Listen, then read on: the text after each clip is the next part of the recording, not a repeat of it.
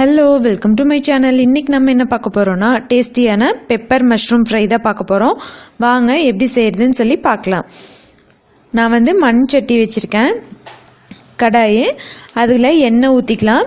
எண்ணெய் நல்லா காஞ்சோந்தியும் கொஞ்சம் சோம்பு, கொஞ்சம் கடுகு போட்டுக்கலாம்.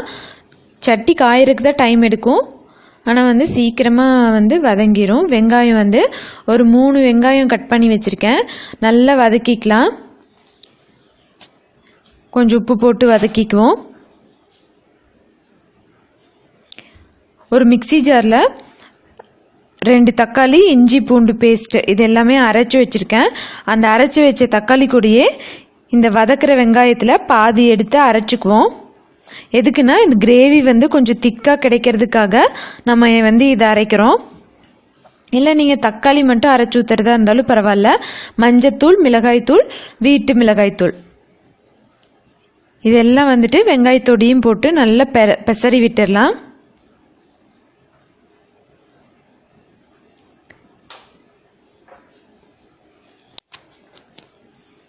இப்போது நம்ம அரைச்சி வச்ச தக்காளி, வெங்காயம், இஞ்சி பூண்டு பேஸ்ட்டு இது எல்லாமே ஒட்டுக்க அரைச்சி வச்சுருக்கோம் பாருங்கள். அதையே இது கூடயும் ஊற்றிடலாம்.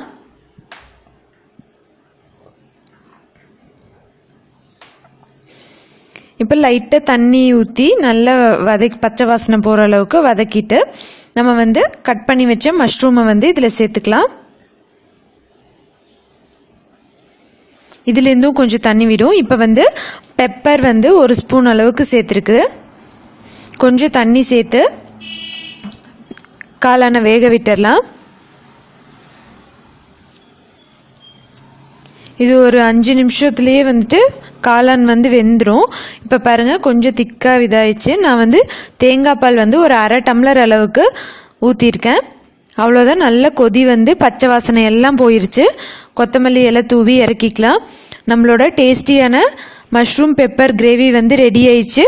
கண்டிப்பாக நீங்களும் ட்ரை பண்ணி பார்த்துட்டு எப்படி இருக்குதுன்னு சொல்லிட்டு கமெண்ட்டில் சொல்லுங்கள். இந்த வீடியோ பிடிச்சிருந்ததுன்னா தீபாஸ் கிச்சனை மறக்காமல் சப்ஸ்கிரைப் பண்ணுங்கள்.